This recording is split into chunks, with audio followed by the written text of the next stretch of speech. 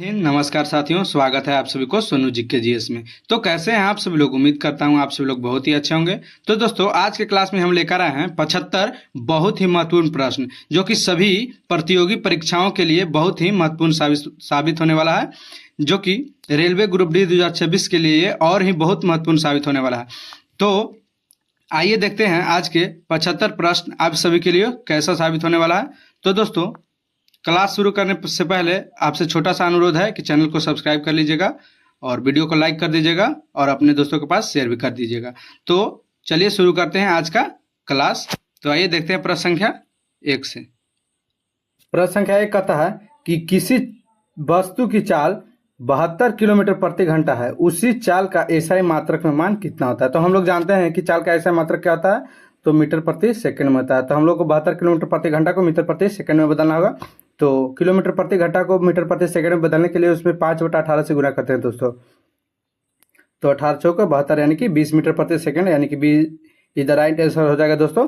और अगर मीटर प्रति सेकंड को किलोमीटर प्रति घंटा में बदलना हो तो उसमें 18/5 से गुना करते हैं। कितना से? 18/5 से। तो आइए देखते प्रश्न संख्या 2 को।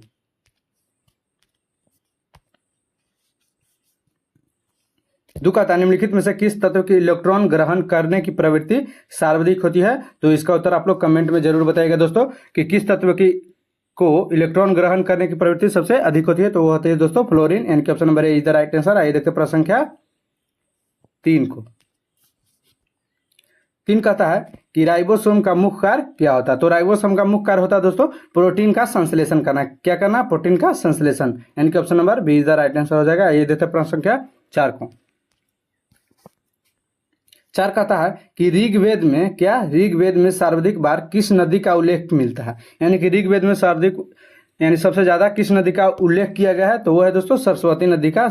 ऋग्वेद में सरस्वती को देवी नदी भी माना जाता था, यानी नदियों का माता भी माना जाता था। तो आइए देखते प्रश्न संख्या 5 को।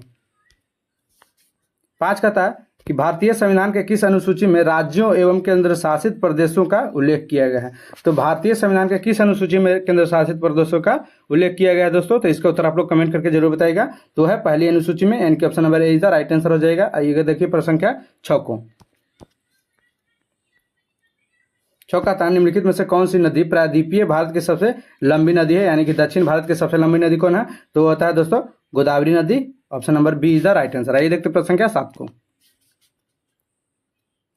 7 कहता है कि जब केंद्रीय बैंक बाजार से सरकारी प्रतिभूतियां खरीदता है तो सामान्यतः क्या प्रभाव पड़ता है। तो मुद्रा की उपलब्धता बढ़ जाती है। क्या होती है दोस्तों? मुद्रा की उपलब्धता बढ़ जाती है, यानी कि option number A is the right answer. आइए देखते प्रश्न संख्या 8 को। 8 कहता है कि भारतनाट्यम नृत्य शैली का उद्गम किस राज्य से हुआ था। भारतनाट्यम नृत्य शैली का उद्गम किस राज्य से माना जाता है या हुआ था। तो वो है दोस्तों कि तमिलनाडु राज्य से हुआ था दोस्तों भारतनाट्यम नृत्य शैली का उद्गम। Option number see the right answer. आइए देखते प्रश्न संख्या 9 को। 9 कहता है कि भारत का पहला जैव मंडल आरक्षित क्षेत्र कौन सा है। तो भारत का पहला जैव मंडल आरक्षित क्षेत्र है जो कि नीलगिरी है दोस्तों। Option number B is the right answer. आइए देखते प्रश्न संख्या 10 को। 10 कहता है ओजोन परत का मुख्य रूप से वायुमंडल की किस परत में पाई जाती है। ओजोन परत मुख्य रूप से वायुमंडल के किस परत में पाई जाती है। तो वह दोस्तों समताप मंडल में, यानी कि option number B is the right answer. आइए देखते प्रश्न संख्या 11 को। 11 कहता है विद्युत मोटर किस सिद्धांत पर कार्य करती है। तो विद्युत मोटर है जो कि चुंबकीय क्षेत्र में धारा आवाहन करने वाले चालक पर लगने वाला बल के सिद्धांत पर कार्य करता है, यानी कि option number C is the right answer. आइए देखते प्रश्न संख्या 12 को।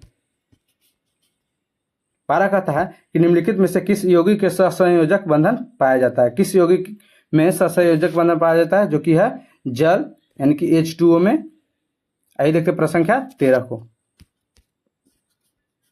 प्रश्न संख्या 13 कहता है कि मानव शरीर में इंसुलिन हार्मोन का स्राव किस ग्रंथि द्वारा किया जाता है। तो वो ग्रंथि है दोस्तों अग्न्याशय, यानी कि option number C is the right answer. आइए देखते प्रश्न संख्या 14 को।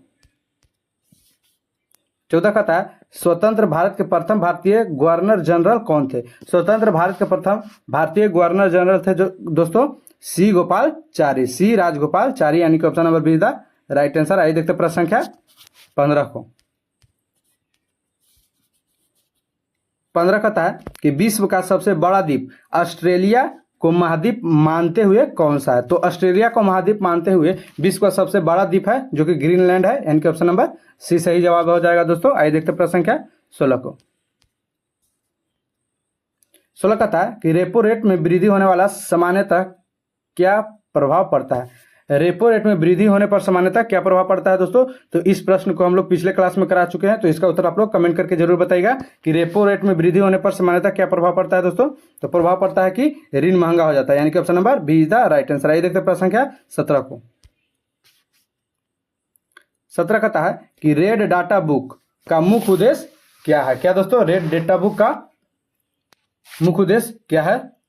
तो इसका उद्देश्य था दोस्तों संकटग्रस्त जीवों एवं पौधों का विवरण करें, इनके option number B is the right answer. आइए देखते हैं प्रश्न संख्या 18 को।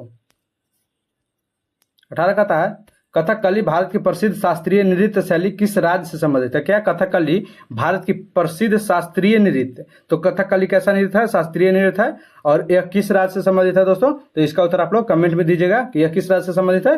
तो यह केरल राज्य से संबंधित है दोस्तों, यानी कि option number see the right answer हो जाएगा। ये देखते प्रश्न संख्या 19 को। 19 कहता है कि भारतीय रिजर्व बैंक आरबीआई का मुख्यालय कहाँ स्थित है? तो यह है दोस्तों मुंबई में, यानी कि option number see the right answer. आइए देखते प्रश्न संख्या 20 को।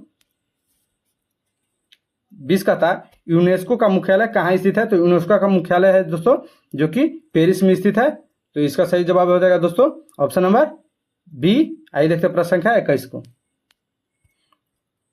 21 कहता है कि जब प्रकाश की किरण विरल माध्यम से सघन माध्यम में प्रवेश करती है तब कौन सा परावर्तन या परिवर्तन होता है? क्या दोस्तों? कौन सा परिवर्तन होता है? तो वेग और तरंग दोनों घट जाता है, यानी कि option number be the right answer. आइए देखते प्रश्न संख्या 22 को। 22 कहता है कि नीले लिटमस पत्र को लाल करने वाला पदार्थ क्या कहलाता है? तो यह प्रश्न को हम लोग अपने क्लास के फर्स्ट दिन ही देख चुके हैं दोस्तों कि नीले लिटमस पत्र को लाल करने वाला पदार्थ क्या कहलाता है? तो वो कहलाता है दोस्तों अम्ल, यानी कि option number see the right answer. आइए देखते प्रश्न संख्या 23 को। 23 कहता है कि मानव में लिंग निर्धारण यानी सेक्स डिटर्मिनेशन किस गुणसूत्र के कारण होता है दोस्तों? तो वो एक्स और वाई गुणसूत्र के कारण होते हैं, और मानव में एक्स 23 और वाई 23 यानी कि 23 जोड़ा होते हैं दोस्तों, यानी कि कुल टोटल 46 गुणसूत्र होते हैं। आइए देखते प्रश्न संख्या 24 को। 24 कहता है फतेहपुर सीकरी को राजधानी बनाने वाला मुगल शासक कौन था? तो फतेहपुर सीकरी को राजधानी बनाने वाला मुगल शासक था दोस्तों अकबर, यानी कि option number see the right answer. आइए देखते प्रश्न संख्या 25 को। 25 कहता है कि भारत में गेहूं की खेती मुख्यतः किस ऋतु में की जाती है? तो वो है दोस्तों रबी ऋतु में की जाती है दोस्तों, यानी कि option number be the right answer. आइए देखते प्रश्न संख्या 26 को। 26 कहता है कि लोकसभा का कार्यकाल सामान्यतः कितने वर्षों का होता है? तो वो होता है दोस्तों 5 वर्षों का। आइए देखते प्रश्न संख्या 27 को। 27 कहता है कि भारत का केंद्रीय बजट संसद में कौन प्रस्तुत करता है? भारत का केंद्रीय बजट संसद में कौन प्रस्तुत करता है दोस्तों? तो इसका उत्तर आप लोग कमेंट करके जरूर बताइएगा। तो वो करता है दोस्तों वित्त मंत्री, यानी कि option number B is the right answer. आइए देखते प्रश्न संख्या 28 को। 28 कहता है कि प्रोजेक्ट टाइगर भारत में किस वर्ष प्रारंभ किया गया था दोस्तों?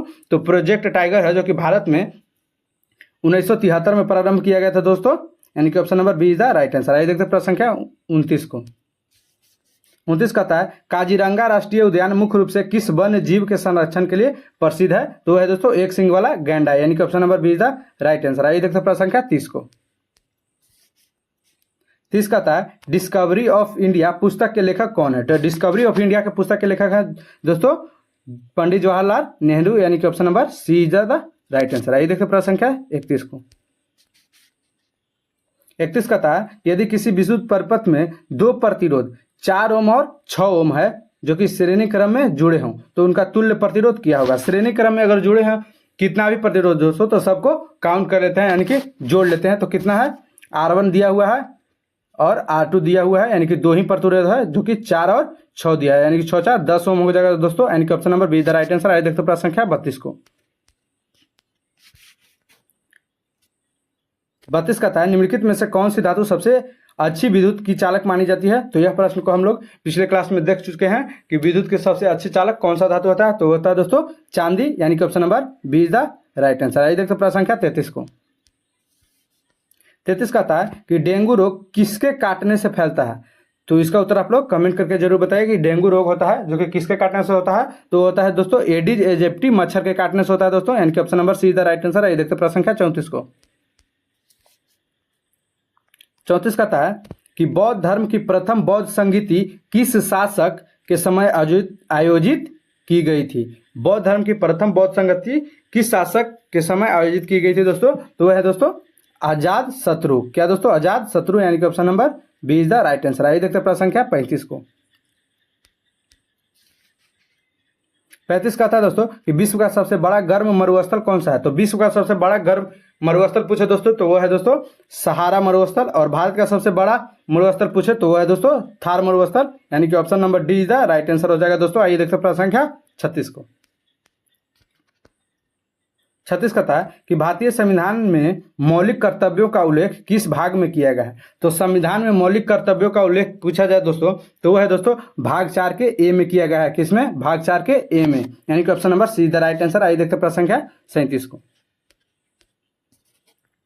37 कहता है कि भारत में 1 रुपया का नोट किसके हस्ताक्षर से जारी किया जाता है? 1 रुपये का नोट पूछे दोस्तों तो वो होता है दोस्तों वित्त सचिव के द्वारा, यानी कि वित्त मंत्रालय के जो सचिव होते हैं उसके द्वारा किया जाता है दोस्तों। और बाकी सभी नोट होते हैं जो कि दोस्तों आरबीआई के गवर्नर के साइन हस्ताक्षर से जारी किया जाता है।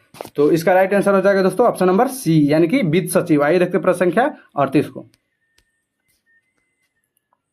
38 क्या कहता है दोस्तों? कहता है भारत का पहला राष्ट्रीय उद्यान कौन सा है? क्या दोस्तों? भारत का पहला राष्ट्रीय उद्यान जो कि जिम कॉर्बेट राष्ट्रीय उद्यान है, जो कि उत्तराखंड में, कहाँ? उत्तराखंड में, यानी कि option number C is the right answer हो जाएगा दोस्तों। आइए देखते हैं प्रश्न संख्या 39 को। 39 कहता है कि भारत का सर्वोच्च नागरिक सम्मान कौन सा है? क्या दोस्तों? भारत का सर्वोच्च नागरिक सम्मान कौन सा है? तो वह है दोस्तों भारत रत्न, यानी कि option number B is the right answer. आइए देखते हैं प्रश्न संख्या 40 को।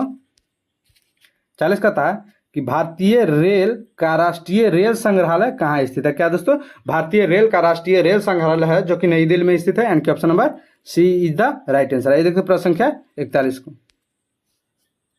41 कहता है कि 2 पिंडों के बीच ऊष्मा का स्थानांतरण किस कारण से होता है? ऊष्मा का स्थानांतरण होता है दोस्तों उच्च तापमान से निम्न तापमान की ओर, यानी कि तापमान में अंतर होता है तो ऊष्मा का स्थानांतरण होता है, यानी कि option number B is the right answer. आइए देखते हैं प्रश्न संख्या 42 को। 42 कहता है कि हीरा और ग्रेफाइट किसके अपरूप है? तो वो है दोस्तों कार्बन के अपरूप, हीरा और ग्रेफाइट जो कि दोनों कार्बन के अपरूप होते हैं, यानी कि option number B is the right answer. आइए देखते हैं प्रश्न संख्या 43 को। 43 कहता है कि निम्नलिखित में से किस विटामिन की कमी से रक्त का थक्का बनने में कठिनाई होता है? यानी कि रक्त को थक्का बनाने में किस विटामिन मदद करता है? तो वह दोस्तों विटामिन के, यानी कि option number D is the right answer. आइए देखते हैं प्रश्न संख्या 44 को। 44 कहता है कि दिल्ली सल्तनत का पहला शासक किसे माना जाता है? क्या दोस्तों? दिल्ली सल्तनत का पहला शासक किसे माना जाता है? तो दिल्ली सल्तनत के पहला शासक थे दोस्तों कुतुबुद्दीन ऐबक। क्या कौन थे? कुतुबुद्दीन ऐबक, यानी कि option number A is the right answer. आइए देखते हैं प्रश्न संख्या 45 को। प्रश्न संख्या 45 कहता है कि भारत में लौह अयस्क यानी कि आयरन ओर का सर्वाधिक उत्पादन किस राज्य में होता है? लौह अयस्क का उत्पादन भारत में किस राज्य में सबसे ज्यादा होता है दोस्तों? तो वो होता है दोस्तों ओडिशा राज्य में, यानी कि option number B is the right answer. आइए देखते हैं प्रश्न संख्या 46 को। 46 कहता है कि लोकसभा का सदस्य बनने के लिए न्यूनतम आयु कितनी होनी चाहिए? लोकसभा का सदस्य बनना हो दोस्तों तो उसमें न्यूनतम आयु आपको 25 वर्ष का होना जरूरी है, यानी कि option number B is the right answer. आइए देखते हैं प्रश्न संख्या 47 को। प्रश्न संख्या 47 कहता है कि मुद्रास्फीति बढ़ने पर सामान्यतः मुद्रा की क्रय शक्ति पर क्या प्रभाव पड़ता है? क्या प्रभाव पड़ता है दोस्तों? कि मुद्रास्फीति बढ़ने पर सामान्यतः मुद्रा की क्रय शक्ति पर क्या प्रभाव पड़ता है? तो इसका उत्तर आप लोग कमेंट करके जरूर दीजिएगा। तो मुद्रा की क्रय शक्ति पर घट जाती है। क्या होती है दोस्तों? मुद्रा की क्रय शक्ति घट जाती है, यानी कि option number B is the right answer. आइए देखते हैं प्रश्न संख्या 48 को। 48 कहता है कि भारत की पहली रामसर साइट कौन सी है? क्या दोस्तों? भारत की पहली रामसर साइट जो कि चिल्का झील और केवलादेव राष्ट्रीय उद्यान है, यानी कि option number A is the right answer. आइए देखते हैं प्रश्न संख्या 49 को। 49 कहता है कि थॉमस कप किस खेल से संबंधित है? थॉमस कप जो है दोस्तों यह बैडमिंटन खेल से संबंधित है। किस खेल से? बैडमिंटन खेल से संबंधित है दोस्तों। तो आइए देखते हैं प्रश्न संख्या 50 को। तो आप लोग बताइएगा कि 50 में से आप लोगों को कितना आंसर सही हुआ और आज का प्रश्न कैसा है। 50 कहता है विश्व स्वास्थ्य संगठन WHO का मुख्यालय कहाँ स्थित है। तो WHO का मुख्यालय जो कि कहाँ स्थित है दोस्तों, जिनेवा में। कहाँ, जिनेवा में, यानी कि option number B is the right answer. आइए देखते प्रश्न संख्या 51 को। 51 कहता है ध्वनि तरंग के प्रसार के लिए निम्नलिखित में से किस माध्यम की आवश्यकता होती है। ध्वनि तरंगों के प्रसार के लिए निम्नलिखित में से किस माध्यम की आवश्यकता होती है। तो वो है दोस्तों भौतिक माध्यम, यानी कि ठोस, द्रव या गैस, तीनों की। Option number D is the right answer. आइए देखते प्रश्न संख्या 52 को। 52 कहता है कि विद्युत अपघटन में धन आयन किस इलेक्ट्रोड की ओर जाते हैं। तो विद्युत अपघटन में धन आयन है जो कि कैथोड की ओर जाते हैं दोस्तों, यानी कि option number B is the right answer. आइए देखते प्रश्न संख्या 53 को।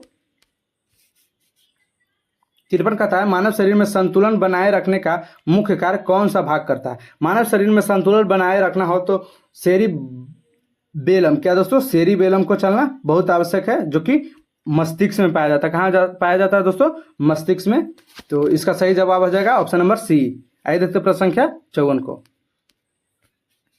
54 कहता है अष्ट प्रधान परिषद की स्थापना किस मराठा शासक ने की थी। क्या दोस्तों, अष्ट प्रधान परिषद की स्थापना किस मराठा शासक ने की थी। तो शिवाजी मराठा शासक ने अष्ट प्रधान परिषद की स्थापना किए थे दोस्तों, यानी कि option number B is the right answer. आइए देखते प्रश्न संख्या 55 को।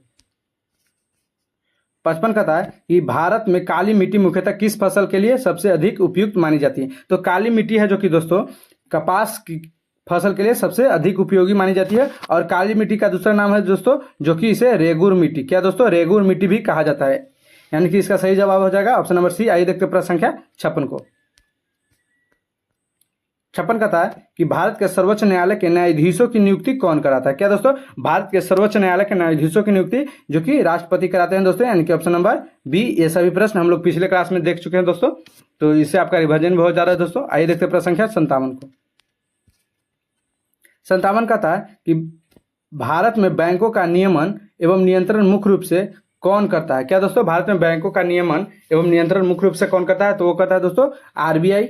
आरबीआई बैंक द्वारा सभी बैंकों का नियंत्रण एवं नियमन किया जाता है, यानी कि option number C is the right answer. आइए देखते प्रश्न संख्या 58 को। 58 कहता है कि जैव विविधता हॉटस्पॉट की अवधारणा किसने दी थी। क्या दोस्तों, जैव विविधता हॉटस्पॉट की अवधारणा किसने दी थी दोस्तों। तो वे थे दोस्तों नॉर्मन मायर्स, नॉर्मन मायर्स, यानी कि option number B is the right answer. आइए देखते प्रश्न संख्या 59 को। 59 कहता है कोणार्क का सूर्य मंदिर किस राज्य में स्थित है। तो इसका उत्तर आप लोग कमेंट करके जरूर बताइएगा दोस्तों कि कोणार्क का सूर्य मंदिर किस राज्य में, भारत के किस राज्य में स्थित है दोस्तों। तो इसका राइट आंसर हो जाएगा दोस्तों ऑप्शन नंबर बी, यानी कि ओडिशा राज्य में स्थित है दोस्तों कोणार्क का सूर्य मंदिर। आइए देखते प्रश्न संख्या 60 को। अगर वीडियो अच्छा लग रहा है दोस्तों तो चैनल को सब्सक्राइब और वीडियो को लाइक जरूर कर दीजिएगा। तो प्रश्न संख्या 60 कहता है भाखड़ा नांगल परियोजना किस नदी पर निर्मित है। तो भाखड़ा नांगल परियोजना है जो कि सतलज नदी पर स्थित है दोस्तों, यानी कि option number be the right answer. आइए देखते प्रश्न संख्या 61 को। 61 कहता है यदि किसी माध्यम का अपवर्तनांक अधिक हो तो उस माध्यम में प्रकाश का वेग कैसा होता है। क्या दोस्तों, यदि किसी माध्यम का अपवर्तनांक अधिक हो तो उस माध्यम में प्रकाश का वेग कैसा होता है दोस्तों। तो कम हो जाता है। क्या होता है, कम हो जाता है दोस्तों, यानी कि option number B is the right answer. आइए देखते प्रश्न संख्या 62 को। 62 कहता है एवोगाड्रो के नियम के अनुसार सामान्य ताप एवं दाब पर समान आयतन वाली गैस से में क्या समान होता है। क्या दोस्तों, एवोगाड्रो के नियम के अनुसार समान ताप एवं दाब पर समान आयतन वाली सभी गैसों में क्या समान होता है दोस्तों। तो वो समान होता है दोस्तों कि अणुओं की संख्या सभी के समान होता है, यानी कि option number see the right answer. आइए देखते प्रश्न संख्या 63 को। 63 कहता है कि प्रकाश संश्लेषण के दौरान पौधे मुख्य रूप से कौन सी गैस वायुमंडल से ग्रहण करते हैं दोस्तों। तो हम लोग बता चुके हैं दोस्तों कि प्रकाश संश्लेषण के दौरान पौधों के पोषक तत्व कौन कौन से हैं। तो वो है दोस्तों कार्बन डाइऑक्साइड, इनमें से कार्बन डाइऑक्साइड है दोस्तों, और इसके लिए भी जरूरी होता है कार्बन डाइऑक्साइड जो कि वायुमंडल से ग्रहण करता है, तभी प्रकाश संश्लेषण की क्रिया पूर्ण होती है, यानी कि option number see the right answer. आइए देखते प्रश्न संख्या 64 को। 64 कहता है कि पूर्ण स्वराज दिवस पहली बार कब मनाया गया था। क्या दोस्तों, पूर्ण स्वराज दिवस पहली बार कब मनाया गया था दोस्तों। तो वो मनाया गया था दोस्तों कि लाहौर अधिवेशन के बाद, यानी कि 26 जनवरी 1930 को लाहौर अधिवेशन हुआ था दोस्तों 29 को, यानी कि option number is the right answer. आइए देखते हैं प्रश्न संख्या 65 को। 65 का था, भारत में दक्षिण पश्चिम मानसून का अधिकांश वर्षा कराने वाला भाग कौन सा है? क्या दोस्तों, भारत में दक्षिण पश्चिम मानसून का अधिकांश वर्षा कराने वाला भाग कौन सा है दोस्तों? तो वह है दोस्तों बंगाल की खाड़ी की शाखा। क्या दोस्तों, बंगाल की खाड़ी की शाखा, यानी कि option number B is the right answer हो जाएगा। ये देखते प्रश्न संख्या 66 को। 66 का था, मतदान की आयु 21 वर्ष से घटाकर 18 वर्ष किस संविधान संशोधन द्वारा की गई थी दोस्तों? तो 21वां संविधान संशोधन द्वारा मतदाता की आयु को 21 वर्ष से घटाकर 18 वर्ष कर दिया गया था, यानी कि option number see the right answer हो जाएगा। आइए देखते प्रश्न संख्या 67 को। 67 कहता है, वस्तु एवं सेवा कर जीएसटी भारत में किस वर्ष लागू किया गया था? तो यह प्रश्न पिछले क्लास में करा चुके हैं दोस्तों कि भारत में जीएसटी किस वर्ष लागू किया गया था दोस्तों? तो 1 जुलाई 2017 को, यानी कि option number C is the right answer. आइए देखते प्रश्न संख्या 68 को। 68 कहता है, पेरियार वन्य जीव अभयारण्य किस राज्य में स्थित है? तो इसका उत्तर आप लोग कमेंट करके जरूर बताइएगा दोस्तों कि पेरियार वन्य जीव अभयारण्य है जो कि किस राज्य में, भारत के किस राज्य में स्थित है दोस्तों? तो यह है दोस्तों केरल राज्य में, यानी कि option number C is the right answer. आइए देखते प्रश्न संख्या 69 को। 69 का था कि हम्पी विश्व धरोहर स्थल किस राज्य में स्थित है? क्या दोस्तों, हम्पी विश्व धरोहर स्थल भारत के किस राज्य में स्थित है दोस्तों? तो यह है दोस्तों कर्नाटक में, यानी कि option number B is the right answer. आइए देखते प्रश्न संख्या 70 को। 70 का था कि भारतीय अंतरिक्ष अनुसंधान संगठन इसरो का मुख्यालय कहाँ स्थित है? क्या दोस्तों, इसरो का मुख्यालय की बात करें दोस्तों तो वो है दोस्तों बेंगलुरु। कहाँ दोस्तों, बेंगलुरु में, यानी कि option number B is the right answer. आइए देखते हैं प्रश्न संख्या 71 को। 71 का था कि रेडियो धर्मिता यानी रेडियो एक्टिविटी की खोज किस वैज्ञानिक ने की थी? तो रेडियो धर्मिता यानी कि रेडियो एक्टिविटी की खोज कौन से वैज्ञानिक किए थे दोस्तों? तो इसका उत्तर हो जाएगा दोस्तों option number B Henri Becquerel. कौन किए थे दोस्तों? हेनरी बेकरल वैज्ञानिक थे जो कि रेडियो धर्मिता की खोज की थी, यानी कि option number B is the right answer. आइए देखते हैं प्रश्न संख्या 72 को। तो 72 का था कि निम्नलिखित में से कौन सा यौगिक एल्कीन का उदाहरण है? एल्कीन का उदाहरण है दोस्तों C2H4। क्या दोस्तों, C2H4, यानी कि option number B is the right answer. आइए देखते हैं प्रश्न संख्या 73 को।